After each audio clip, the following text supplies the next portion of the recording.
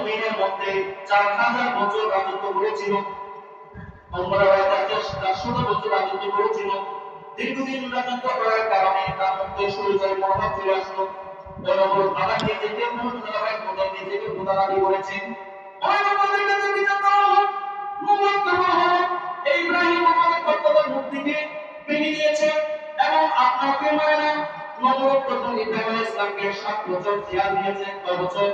7 বছর কারাদণ্ড দিয়েছে। জিয়াল খানার মধ্যে হযরত ইব্রাহিম ইসলামকে বন্দী করেছে। ইব্রাহিম ইসলামকে বন্দী করার পর 1 বছর 2 বছর 3 বছর 7টা বছর অতিবাহিত হয়ে গেল। 7 বছর অতিবাহিত হয়ে গেল। ইব্রাহিম ইসলামকে জেলখানা থেকে বের করলো।